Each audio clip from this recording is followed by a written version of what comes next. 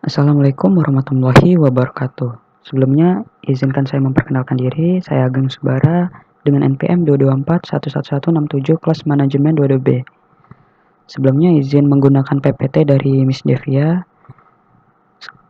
Kali ini saya akan membahas mengenai pengumpulan data.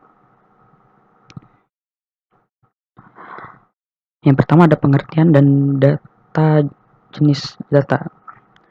Menurut Kuncoro tahun 2013, data merupakan sekumpulan informasi. Dalam pengertian bisnis, data adalah sekumpulan informasi yang diperlukan untuk pengambilan keputusan. Dari sisi pengumpulan data dipisahkan berdasarkan sumber data tersebut diperoleh, yaitu yang pertama data primer.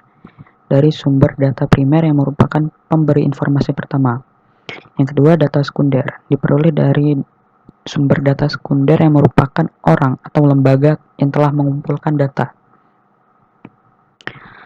Lalu ada jenis data. Data kuantitatif. Data kuantitatif adalah data yang diukur dalam suatu skala numerik atau angka. Dapat dibedakan menjadi yang pertama data interval, yaitu data yang diukur dengan jarak di antara dua titik pada skala yang sudah diketahui.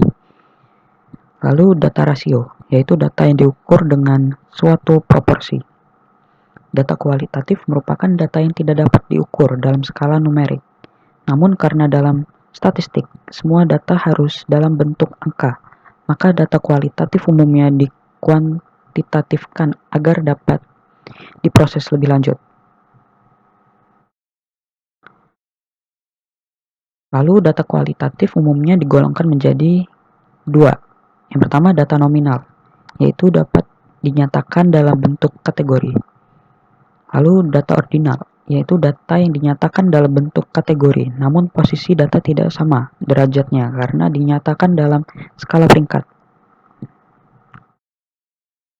Lalu ada data menurut dimensi waktu. Yang pertama ada data runtun waktu atau time series, yaitu data yang secara kronologis disusun menurut waktu pada suatu variabel tertentu.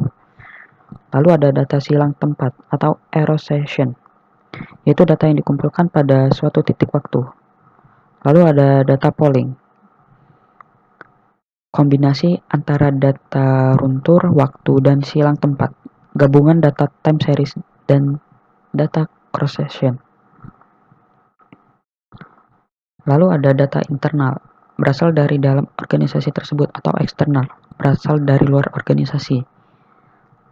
Dan data premier atau sekunder. Lalu teknik pengumpulan data dan sumber datanya menurut Jogianto tahun 2008. Beberapa teknik pengambilan sampel dapat berupa sebagai berikut. Yang pertama, teknik observasi, wawancara dan studi waktu dan gerak dilakukan secara pengamatan langsung di studi kasus dan di lapangan. Yang kedua, teknik eksperimen dan simulasi dilakukan secara pengamatan langsung untuk mendapatkan data laboratorium. Yang ketiga, teknik survei dilakukan untuk mendapatkan data opini individu. Teknik Delphi dilakukan untuk mendapatkan data opini grup. Yang kelima ada teknik analisis isi, dilakukan untuk mendapat data arsip primer. Yang keenam, teknik pengambilan basis data, dilakukan untuk mendapatkan data arsip sekunder. Dan yang ketujuh, teknik model matematik, dilakukan secara analitikal untuk mendapatkan data logic preset. Mungkin itu saja yang bisa saya sampaikan. Saya akhiri. Wassalamualaikum warahmatullahi wabarakatuh.